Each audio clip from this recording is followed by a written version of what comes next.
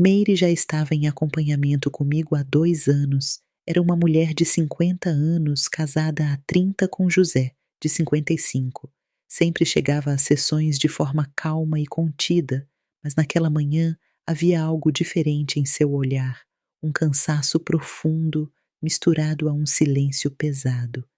Assim que se sentou e começou a falar, as lágrimas vieram sem que conseguisse segurar.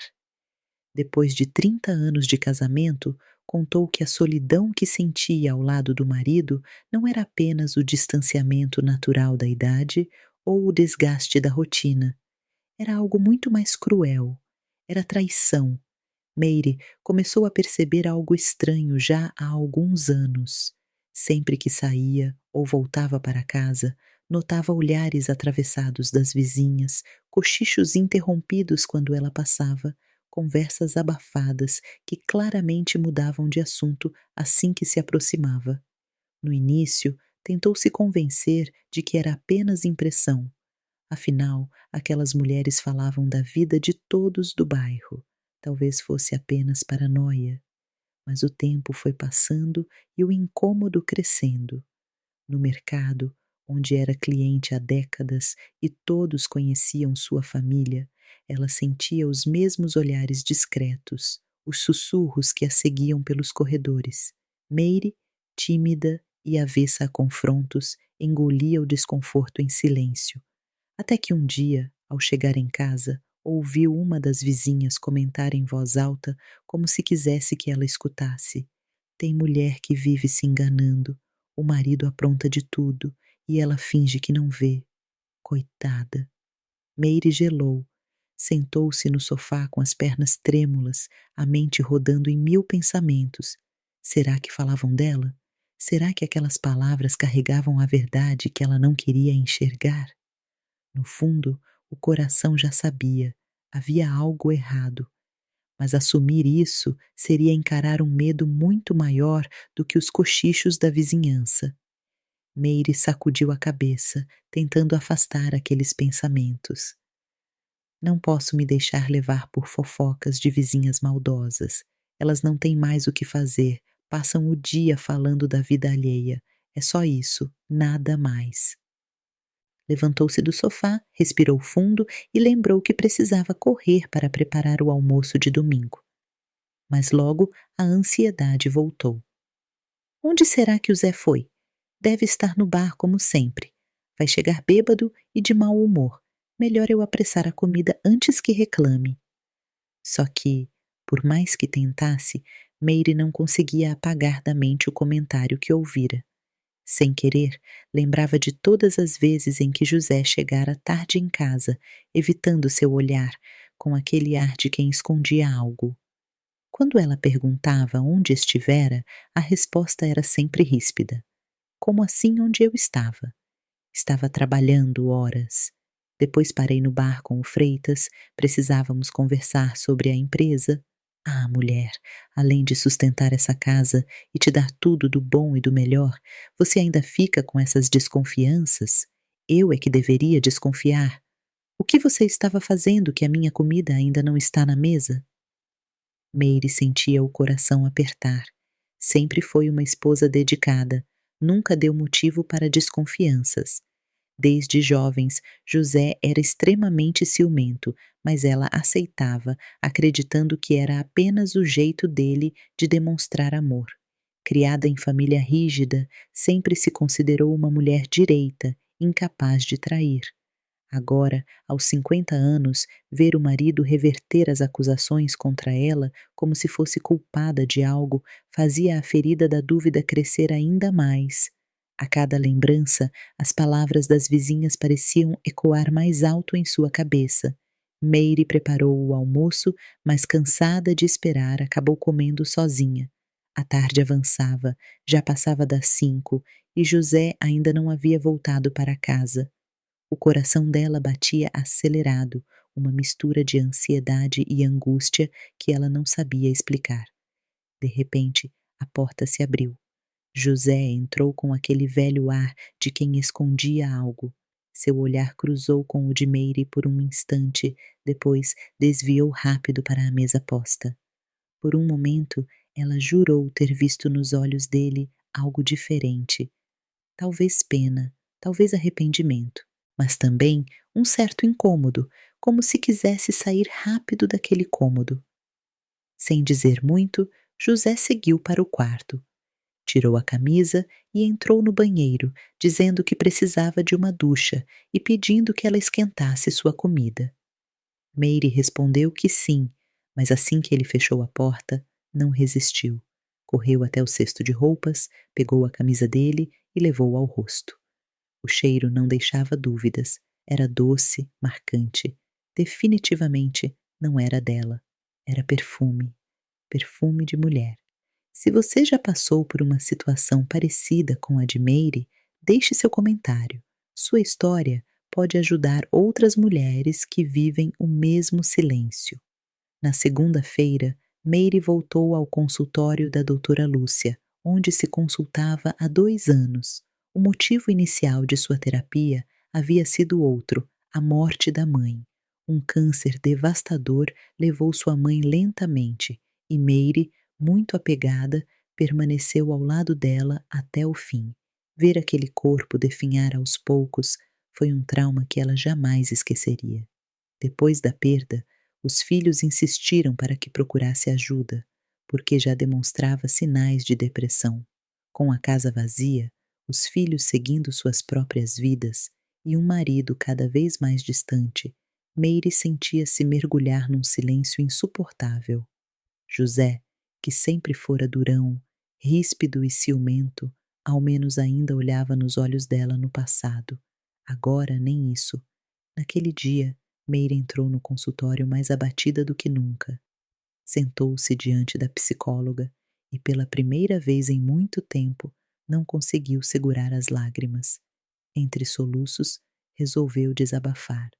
Contou sobre os olhares das vizinhas, os cochichos, as lembranças antigas que a atormentavam e, por fim, falou da cena que a marcou no domingo. A camisa de José, impregnada com o perfume de outra mulher. Era o início de um relato doloroso, mas também o primeiro passo para Meire encarar a verdade que vinha tentando evitar há tanto tempo. Ao ouvir o relato de Meire, percebi uma dor que não era apenas sobre a traição. Era o acúmulo de anos de solidão emocional, de silêncios guardados, de uma vida dedicada aos outros enquanto ela mesma se anulava. Expliquei a ela que o que vinha sentindo não era exagero, nem fruto de imaginação. Quando o corpo percebe sinais de afastamento, o olhar que se desvia, a frieza no toque, a ausência de diálogo, nosso sistema emocional interpreta isso como abandono. O cérebro reage à solidão como se fosse uma ameaça real, aumentando a ansiedade, a tristeza e até afetando o corpo físico. Falei também sobre os cochichos e as insinuações das vizinhas. Disse a Meire que, embora doloroso, isso mostrava que a desconfiança dela tinha fundamento. Muitas vezes, o entorno percebe primeiro o que a própria esposa tenta negar para proteger o coração.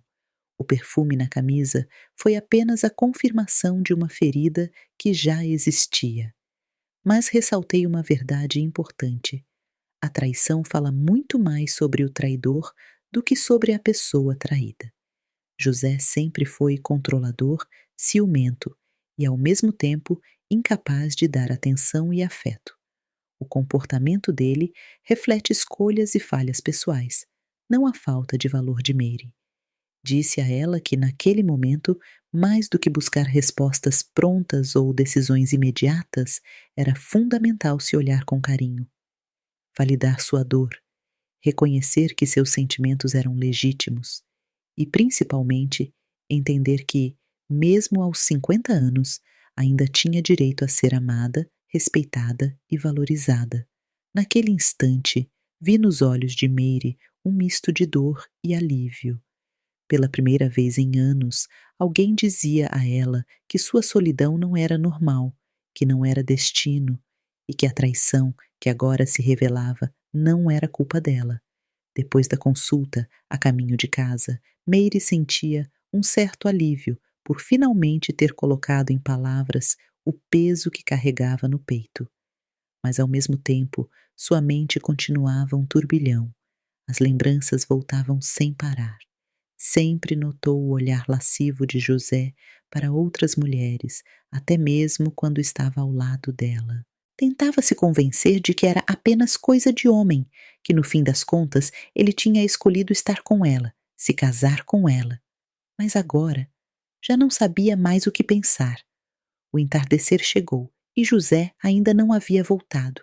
A janta estava pronta, a casa silenciosa, e Meire não suportava mais a sensação de esperar sozinha naquela sala fria. Pegou a bolsa e saiu. Não havia um destino certo, mas dentro dela uma voz insistente dizia: "Vá até o bar do Manuel, apenas vá." Sem perceber, seus pés a levaram quase que sozinhos até lá.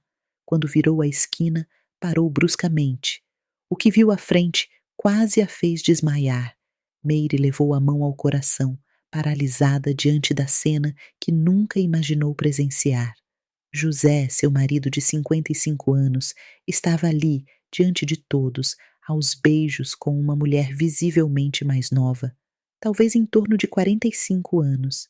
Ela usava um vestido provocativo, cabelos longos e bem cuidados, rosto maduro, mas bonito, e unhas pintadas de vermelho vivo. Meire sentiu a alma se despedaçar. O mundo girava ao seu redor, mas seus pés pareciam colados ao chão. Encostou-se na parede mais próxima e fechou os olhos, deixando as lágrimas rolarem silenciosas. A sensação de humilhação era insuportável. Eles não a viram, e ela permaneceu ali, observando de longe, como se precisasse absorver cada detalhe para aceitar a cruel realidade. O homem a quem dedicou toda a vida, a quem entregou juventude, corpo e alma, era um traidor. "Já chega", sussurrou baixinho.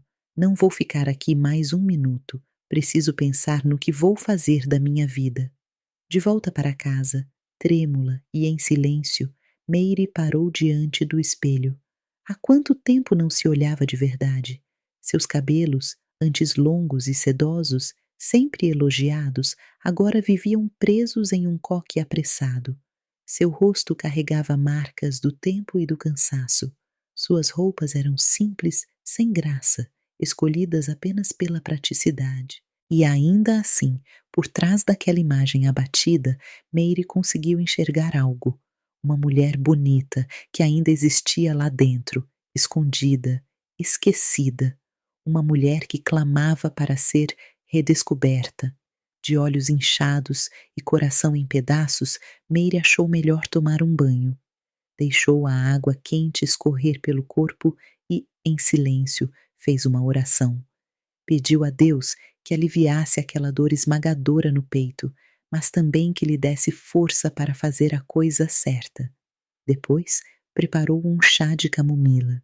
Ao levar a xícara à boca, sentiu algo inesperado, um aroma suave, quase familiar. Era como se o perfume que sua mãe usava quando ainda era viva tivesse tomado conta da sala. Por um instante, Meire se sentiu abraçada e acolhida. Talvez fosse apenas sua mente em desespero buscando conforto, mas naquele momento era tudo o que precisava. Logo depois, resolveu se deitar.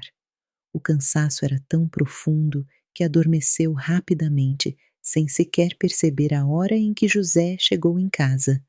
Naquele instante, isso já não importava mais. Na manhã seguinte, ainda abalada, pegou o telefone e ligou para o consultório da doutora Lúcia. Pediu um horário para o mesmo dia e, para sua surpresa, havia uma brecha na agenda. A doutora aceitou com carinho, pois tinha grande estima por Meire e a recebeu com alegria. Quando Meire entrou no consultório, seus olhos já diziam tudo. Sentou-se diante de mim, respirou fundo e, com a voz embargada, contou o que havia visto na noite anterior. José, seu marido de 55 anos, aos beijos com outra mulher no bar. Esperei em silêncio até que ela terminasse. Era visível que falar do assunto a despedaçava. Então, Disse a ela algo fundamental: Mary, você não enlouqueceu, nem está exagerando. O que você viu foi real, e a dor que sente é legítima. Essa cena não apaga os anos de dedicação que você ofereceu, nem diminui o valor da mulher que você é. A traição nunca define quem foi traído, mas sim quem traiu. Expliquei que nesse momento o mais importante não era pensar em confrontos imediatos, mas cuidar de si mesma. Quando descobrimos uma traição, nosso corpo reage como se tivesse sofrido um acidente.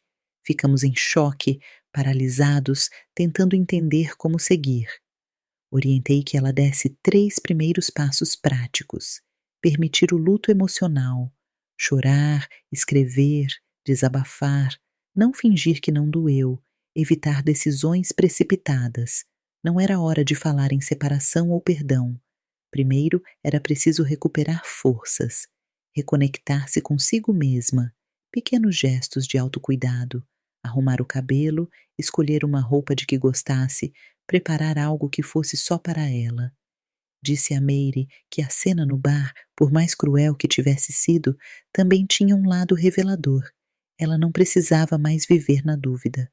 Agora sabia a verdade, e isso lhe dava poder de escolha. Ela me olhou com lágrimas nos olhos e balançou a cabeça em silêncio. Pela primeira vez desde o flagrante, parecia respirar um pouco mais leve. Os dias passaram e, pouco a pouco, Meire começou a mudar. Continuava cuidando da casa, mas agora com outra consciência. Seguia as orientações da doutora Lúcia. Não mais se anularia. Prometeu a si mesma que ninguém, nunca mais, a trataria com desrespeito. Passou a se cuidar mais, reservava tempo para si, lembrava do carinho dos filhos, que agora eram sua verdadeira fonte de força. Já não queria viver como sombra, e sim como mulher. Naquela noite, preparou um jantar saboroso, comeu tranquilamente e depois se acomodou no sofá para assistir ao seu programa favorito. A sala parecia diferente. Pela primeira vez em anos, aquele espaço era dela. Foi então que José entrou. Sem sequer cumprimentá-la, largou a pasta sobre a mesa e, com o velho tom autoritário, disse: Coloque a comida no meu prato, vou tomar um banho. Meire, sem tirar os olhos da televisão, respondeu calmamente: Não, querido, hoje não. Você tem mãos e capacidades suficientes para servir a própria comida. José parou, atônito. Depois explodiu. O que é isso, Meire? Que insolência é essa comigo? Ela suspirou, levantou-se devagar e, encarando-o firme, disse: Insolência. Essa é a mesma forma com que você me trata há 30 anos. Sabe como é ruim, José? Imagine viver décadas ao lado de alguém que não olha nos seus olhos, que não diz um obrigado, que não tem uma palavra de carinho nem nos piores momentos. Quando perdi minha mãe, achei que teria apoio e recebi apenas grosserias. E agora, além de tudo isso, traição. José arregalou os olhos completamente perplexo e pensou: Meu Deus, ela sabe, mas como? Meire continuou, firme, cada vez mais confiante. Sim, José, eu sei. Vi com meus próprios olhos você aos beijos com outra mulher. Uma esposa dedicada, que te deu filhos, que passou a vida inteira ao seu lado. E é isso que recebe em troca? Você não tem vergonha? Tentando se recompor, ele retrucou: Do que é que você está falando? Você enlouqueceu, mulher. Não vou ficar aqui ouvindo suas loucuras. Prepare minha comida. Meire deu um riso irônico e respondeu: Loucura é o que você tem feito da nossa vida, José. Mentiras, humilhações, traição. Eu poderia suportar você dizer que não me ama mais, mas enganar e me expor desse jeito? Não, isso não. Vá, tome seu banho. Quando voltar, não estarei mais aqui. José ficou paralisado. Nunca tinha visto a esposa daquela forma. Sempre a achou submissa, dependente, frágil. Nunca teve voz e, pela primeira vez em 30 anos, não conseguiu pronunciar nenhuma palavra. Ele virou as costas, tentando disfarçar. Não vou ouvir mais essas asneiras. Vou sair, comer na rua. Meire sorriu de canto e, com serenidade, respondeu: Faça como quiser. Afinal, decisões sempre foram suas, não é? Mas desta vez, José, quem vai decidir sou eu. Enquanto José fechava a porta do banheiro, Meire respirou fundo. Sua mala já estava pronta há dias, silenciosa no canto do quarto, esperando apenas a coragem chegar. Deu uma última olhada pela casa. Cada móvel, cada canto carregava lembranças de dedicação, de noites de choro abafado, de anos em que ela acreditou que silêncio era sinônimo de paz. Mas agora não. Agora aquela casa já não era mais um lar, era apenas um espaço cheio de memórias dolorosas. Sem hesitar, pegou a mala, caminhou até a porta da frente e a abriu com firmeza. Dessa vez, não havia medo, apenas a certeza de que era chegada a hora. Meire sabia exatamente para onde iria. Nos últimos dias, havia lembrado com frequência da casa de sua mãe, aquela que herdara como filha única. Uma casa simples, mas cheia de vida. Foi ali que cresceu, foi ali que aprendeu o valor do amor verdadeiro. Desde o falecimento da mãe, o lugar permanecia vazio, como se aguardasse sua volta. E agora era esse espaço que a acolheria, não como refúgio de uma mulher ferida, mas como o ponto de partida de uma nova vida.